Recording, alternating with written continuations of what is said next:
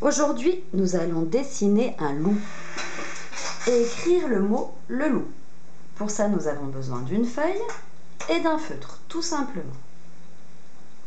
Je vous rappelle comment on tient son feutre. On le fait glisser jusqu'au majeur et hop, on l'attrape et on fait la pince. Bravo.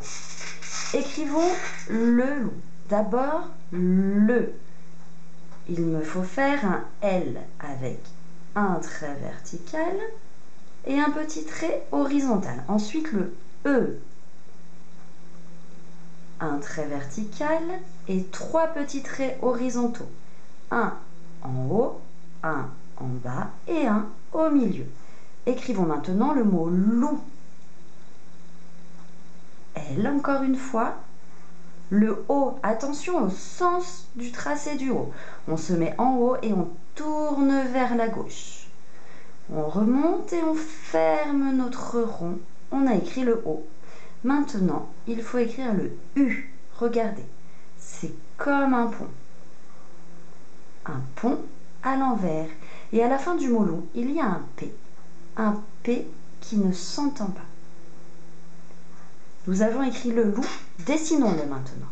Regardez. Je viens faire un trait oblique. Puis j'ajoute à ce trait un rond, toujours dans le bon sens. Ça, c'est le museau du loup. Je viens sur son museau faire un deuxième trait oblique. Tac. Je viens faire à ce loup de petites oreilles pointues. 1, 2. Et je viens fermer la tête du loup. Qu'est-ce qui me manque sur cette tête de loup? Et oui, les yeux. 1, toujours dans le bon sens. Et 2. Et voici, j'ai terminé la tête de mon loup. Maintenant, je vais lui faire son corps. Je me mets au-dessous des yeux et je viens faire un gros ventre de loup qui a bien mangé. Maintenant, ce loup, je vais lui faire des pattes. 2 pattes avant et 2 pattes arrière. Regardons. Une patte et une autre patte. Au bout des pattes, les loups ont des griffes. Ils en ont 5, comme nos doigts. Comptez avec moi. 1, 2, 3, 4, 5. La même chose sur l'autre patte. 1, 2, 3, 4, 5. Et maintenant, je vais lui faire les pattes arrière. Pour ça, on peut utiliser une autre technique. Un trait vertical, ensuite je tourne, faire un trait horizontal, je reviens et je remonte et j'ai fait une patte. Et je vais lui faire la deuxième patte. Et voilà, le loup a une queue, rajoutons-lui. Pour faire cette queue, j'utilise des traits obliques. Regardez. Et voilà, une jolie queue bien touffue. Le loup est terminé. Aujourd'hui, comme je vous l'ai proposé, vous pouvez écrire le loup marron et me le dessiner en marron. Ensuite, pour les grands et seulement pour les grands, on va écrire en attaché. Parce que nous, pour ça, on a appris à faire des boucles. Regardons.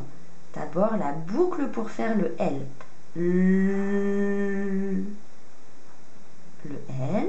Et on va accrocher une autre petite boucle pour faire le E, le. Ensuite, on va écrire loup, qui commence comme le avec un L. Bravo. On s'arrête là pour venir accrocher le O. On se met un petit peu plus loin et on tourne toujours dans le bon sens. O. Je ne lève pas mon feutre, je le garde pour venir faire le U. Le U, c'est un pont couché.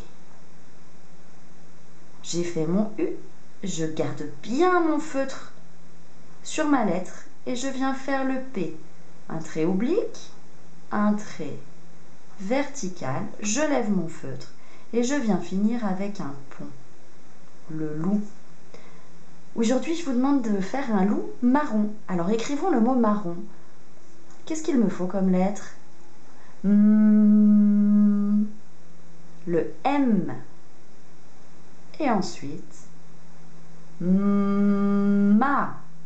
Je lève mon feutre et je viens accrocher un A. Je fais un rond toujours dans le bon sens et je lui ajoute une canne, comme Monsieur A. Et puis je vais faire des R. Regardez bien. Un R, deux R, je m'arrête. Parfois les parents, vous avez tendance à leur faire des boucles sur ces R, mais on n'apprend plus à les faire, c'est plus simple comme ça. Maintenant, on va lui rajouter le ON et le ON, c'est le O et le N. Je viens faire un O et j'y ajoute mon N. Et voici, le loup est terminé. Plus qu'à le colorier en marron. À toi de jouer et envoie-moi tes belles photos. À bientôt.